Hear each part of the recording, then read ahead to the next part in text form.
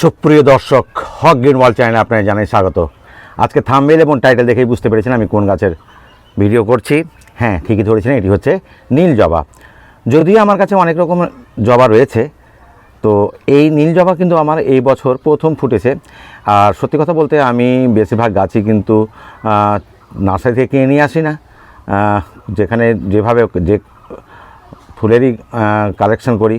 যেমন এটা আমি মাত্র একটা 6 থেকে কি 8 ইঞ্চির মতো একটা ডাল এখানে বসেছিলাম, সেটা আমার মোটামুটি জানুয়ারির দিকে।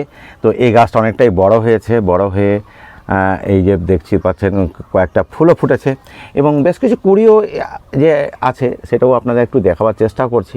এই যে দেখছেন প্রত্যেক জায়গায় কুড়ি রয়েছে।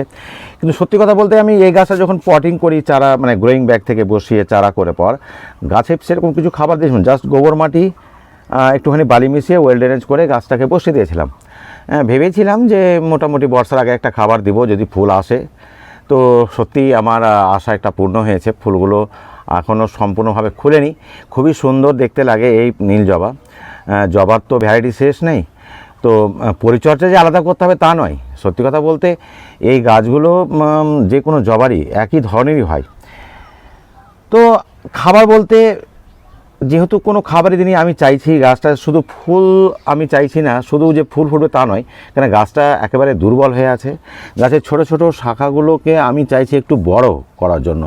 তো এখানে বড় করার জন্য আমি ডিএপি দেব মাত্র কয়েকটা দানা, আর ফুল যেগুলো হচ্ছে সেগুলো যেন স্বাভাবিকভাবে ফোটে এই জন্য আমি কয়েকটা মানে লাল পটাশটা যদি অ্যাভয়েড করতে পারেন, এখন যদি লাল পটাশ ছাড়া অন্য কোনো পটাশ না থাকে তো লাল পটাশ দিতেই পারেন। আমার কাছে লাল পটাশটাও আমি আপনাদের দেখাচ্ছি। এবং টবের গাছের জন্য সবচেয়ে ভালো হচ্ছে কিন্তু সালফেট অফ পটাশ, যেটা অনলাইনে কিনতে পাওয়া যায়, খুবই ভালো। এটাতে লবণ থাকে না, ফলে গাছটা থাকে সুস্থ। এটা দেব। আর নিমখোল তো প্রত্যেকটা টবের গাছেই দেওয়া উচিত, কারণ নিমখোল মাটির মধ্যে থাকা জীবাণু ব্যাকটেরিয়াকে ধ্বংস করে, পরবর্তীতে এটা সার হিসাবে কাজ করে। আমি কিছু দেবো কম্পোস্ট, কিছু দেবো, যেহেতু জল পছন্দ করে এই গাছটা কাজে আমি কোকোপিট দেবো। আর তরল খাবার কোনো কিছু দেবো না এখন, আমি দেবো সর্ষে খোলের কিছুটা ডাস্ট আর সিংকুচি বোন ডাস্টও অবশ্যই দেবো। তো এই খাবারগুলোই আমি আজকে দেবো।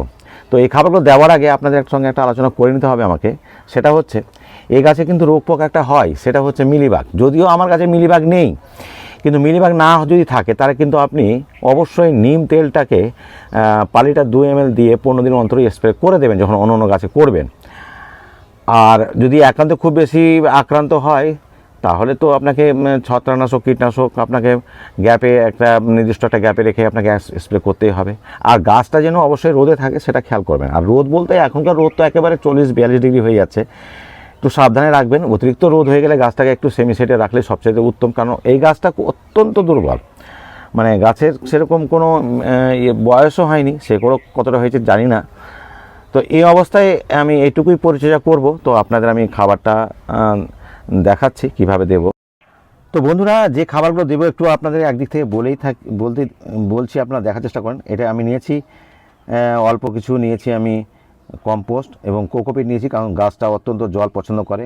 গাছটা এতে ঠিকভাবে বড় হয়। মাত্র 15 থেকে 20টা দানার মতো আমি নিয়েছি ডিএপি।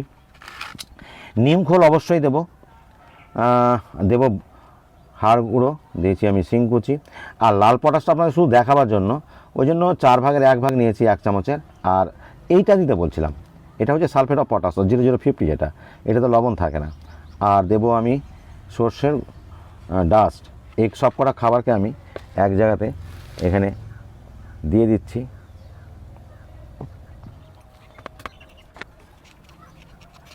তো সব কটা খাবারকে দিয়ে আমি এভাবে একটু মাটির সঙ্গে মিশিয়ে দিচ্ছি, দেখতেই পাচ্ছেন।